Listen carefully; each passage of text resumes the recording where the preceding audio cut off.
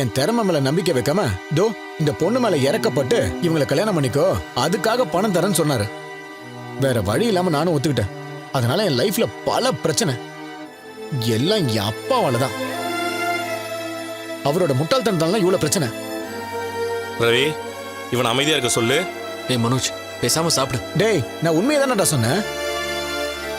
ரோகிணி, எங்க அப்பாவுக்கு சுத்தமா அறிவும் இல்ல, நான் சொல்றத கேட்கணும்னு நாலேஜும் இல்ல.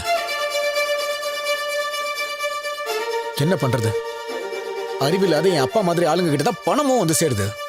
என் லைஃபே அவரால் தான் ஸ்பாயில் ஆச்சு. Every bad things happens because of him. அவர் பணம் என் கை விட்டு போனது கூட அவர் மட்டும்தான் காரணம்.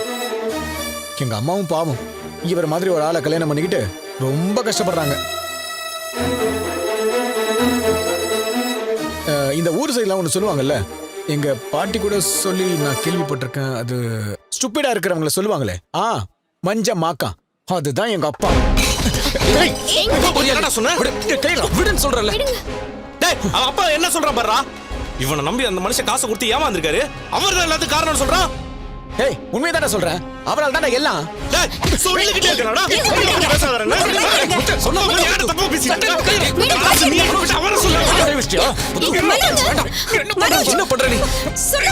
விடுங்க, விடுன்னு சொல்றல. முத்து, what is this? உங்களுக்கு கொஞ்சம் கூட மேனஸ் இல்ல?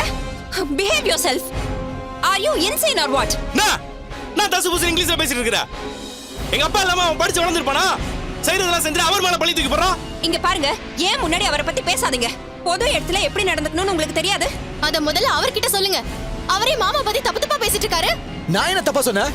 அந்த ஆளால தான் எல்லாமே நடந்துச்சு. டேய், அப்பாவை அந்த ஆள் இந்த ஆள் சொன்னா அவ்வளவுதான். அப்படிதான் சொல்லுவேன். என்னடா பண்ணுவ? இது எல்லாத்துக்கும் அந்த ஆள் தான காரணம். டேய், சொல்லிக்கிட்டே இருக்க சொல்லுடா. என்ன? ஐயோ, விடு. என்ன பண்ற? வந்து சொல்லுடா. முத்து, ஆச்சா, என்ன பண்ற நீ? விடுங்கன்னு சொல்றல.